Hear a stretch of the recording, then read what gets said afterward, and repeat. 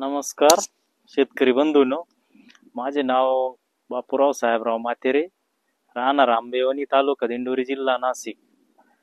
माझा हा प्लॉट आर्यमानचा आहे। जवळजवळ 30 आर आहे।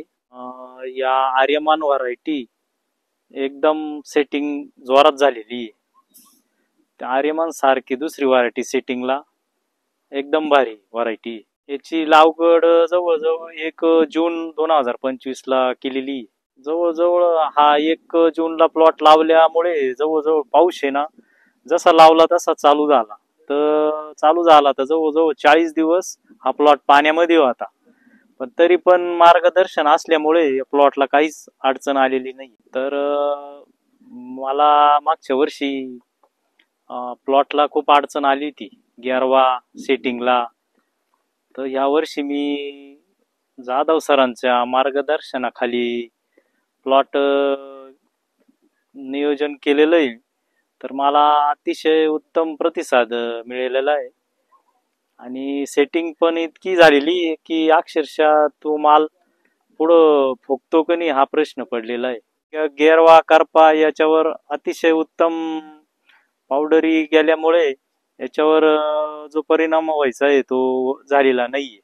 पावसाचा काहीच इफेक्ट झालेला नाहीये। या आर्यमान या व्हरायटीला मी सेटिंग स्प्रे 3-4च टाकलेले, पण मग त्या 3-4 स्प्रे मध्येच एवढी सेटिंग झालेली आहे की खूप जास्त सेटिंग झालेली। सेटिंग स्प्रे म्हणून मी पिकेमोर आणि इनोवा कॅल टाकलेला आहे आणि दुसरा स्प्रे क्विकॉन आणि 4247 हा टाकलेला आहे। तसेच टाटा बार आणि मेडिसिन टाकलेले आहे। त्यानंतर अतिशय सेटिंग उच्च प्रतीची झालेली आहे। गॅरव्यासाठी मी कुमान आणि फिलिया टाकलेला आहे आणि साधे हात टाकलेले Z78 सेविक, तसेच किटाजिन आणि कुमान व परत स्कोर कवच हे दोन्ही हात झालेले। मेरिऑन हे हात टाकलेले या प्लॉटला। तरी पण मी सरांना कॉल करत राहिल्यामुळे मला जे सरांनी सांगितलंय की तुम्ही असे हात टाका तसे हात टाका, तर रिझल्ट आलेला आहे। मला अतिशय चांगला प्लॉट झालेला आहे।